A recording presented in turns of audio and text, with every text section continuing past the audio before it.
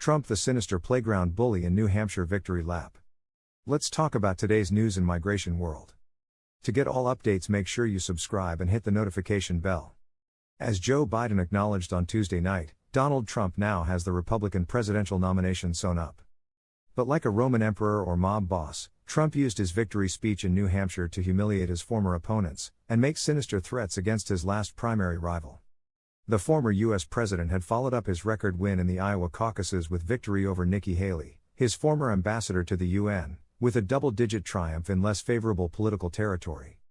As Republican politicians and donors scramble to jump aboard the Trump train, it is clearly game over for the never-Trumpers. Trump could have been magnanimous in victory and congratulated Haley on a race well run. Instead, he was palpably irked by her refusal to drop out of the race. Petty and vindictive, he became a playground bully punching down for the benefit of an audience that glories in metaphorical violence. Addressing a crowded hotel ballroom in Nashua, he gave Haley a dark warning, just a little note to Nikki. She's not going to win. But if she did, she would be under investigation by those people in 15 minutes, and I could tell you 5 reasons why already. Not big reasons, little stuff that she doesn't want to talk about, that she will be under investigation within minutes, and so would Ron DeSantis have been, but he decided to get out. There were echoes of the political operative Lee Atwater or Roger Stone's dirty tricks campaigns, or the Trump senior campaign aide Chris LaCivita's swift boat veterans' takedown of John Kerry in the 2004 presidential election. It was also redolent of Trump's own vicious attacks on Senator Ted Cruz's wife and father, whom he baselessly linked to the John F. Kennedy assassination, in 2016. But Trump has plenty of humiliation to serve around, even to people on his own side. He invited his former opponent Vivek Ramaswamy to speak, but only if he promises to do it in a minute or less. Admittedly, given Ramaswamy's fiendishly irritating debate performances, many will take Trump's side on that one. Then there was Senator Tim Scott, another ex-rival who has already debased himself with a fawning endorsement of Trump. With his unerring ability to get under people's skin, he said to Scott that, since the former South Carolina Governor Haley appointed him to the Senate, you must really hate her. There was an awkward silence in the room and a rare grunt of dissent from someone. To rescue the situation, Scott stepped forward to the lectern, looked at Trump and groveled, "I just love you." The crowd exhaled in relief. Scott was the hapless father in The Godfather who had accepted, "For justice, we must go to Don Corleone." Like Chris Christie in 2016, Scott has surrendered his principles to the inevitability of Trump. Haley now stands alone in a Republican Party that belongs to him. Did she ever have a chance? Perhaps she could have done more to make it a choice rather than a coronation. Haley could have emphasized her spouse's military record and gone after Trump on his description of fallen soldiers as losers and suckers.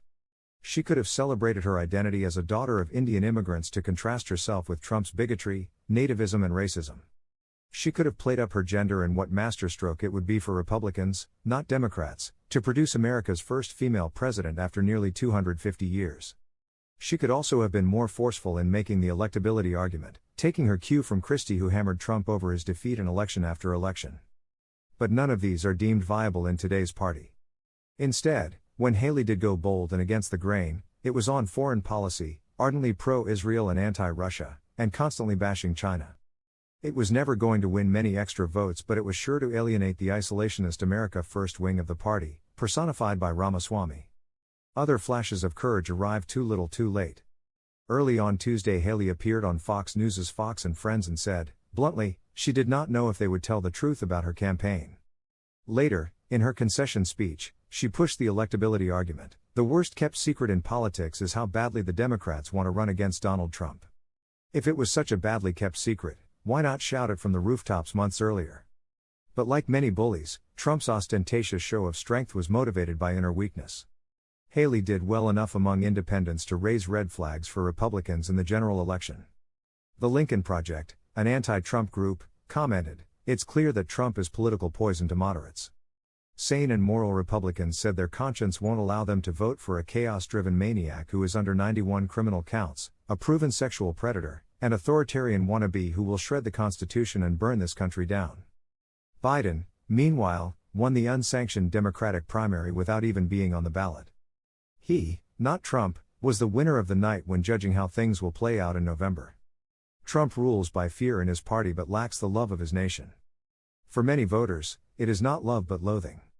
Thank you for watching the video. If the video was helpful, make sure to like, Share and subscribe to this channel for the upcoming videos. See you in the next video.